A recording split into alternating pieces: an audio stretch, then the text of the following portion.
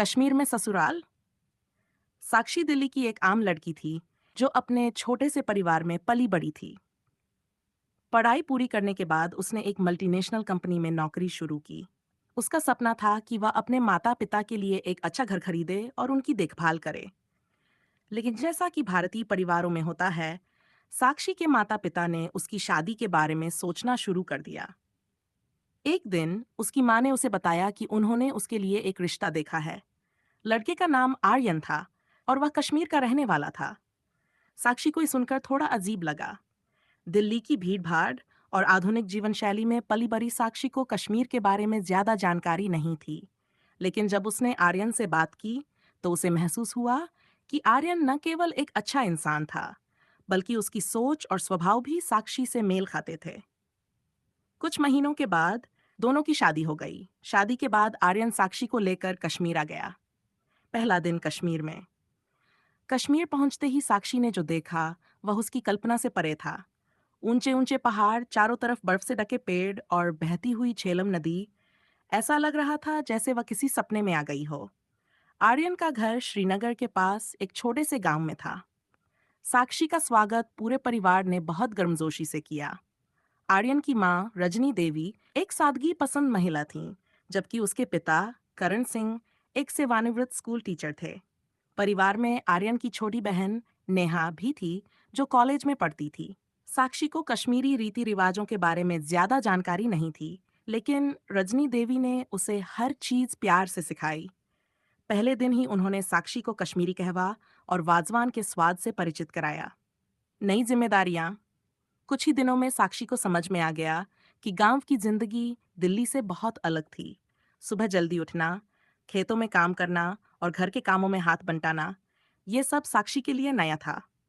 एक दिन साक्षी ने आर्यन से कहा, यहाँ की जिंदगी बहुत अलग है, लेकिन मुझे अच्छा लगता है। हालांकि मुझे लगता है कि मैं सब कुछ सही से नहीं कर पा रही हूँ। आर्यन ने मुस्कुराते हुए कहा, तुम्हें समय लगेगा, लेकिन मेरा परिवार तुम्हारे साथ है। और याद रखो, तुम अब इस घर का हिस्सा हो। पहली चुनौती सर्दियों के दिन थे। एक रात तेज बर्फबारी होने लगी। पूरा गांव बर्फ की सफेद चादर में ढक गया। अगले दिन गांव के कई घरों की छतों पर बर्फ जमा हो गई, जिससे उनके गिरने का खतरा था।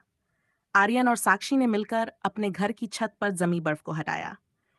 ये काम आसान नहीं था, लेकिन साक्षी ने पहली बार महसूस किया कि गांव के लोग एक दूसरे की कितनी मदद करते हैं। पूरे गांव के लोग एक दूसरे के घरों की छतें साफ करने में लगे हुए थे। नेहा की शादी का प्रस्ताव।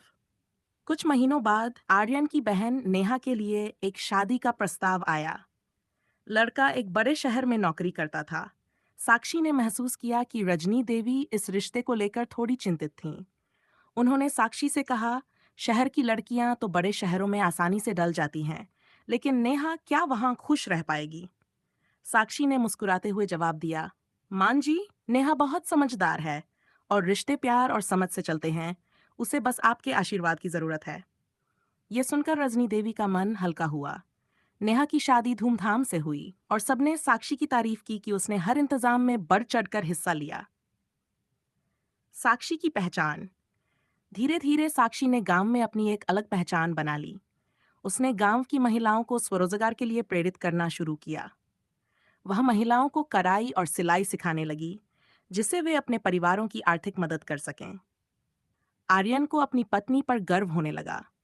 उसने साक्षी से कहा, तुम्हारे आने के बाद घर और गांव में नई रौनक आ गई है। तुमने सबका दिल जीत लिया है। Moral of the story. ये कहानी हमें ये सिखाती है कि प्यार, समझ और मेहनत से किसी भी चुनौती को पार किया जा सकता है। साक्षी ने अपनी आधुनिक जिंदगी को छोड़कर एक नई जगह को अपनाया और वहां अपनी एक पहचान बनाई।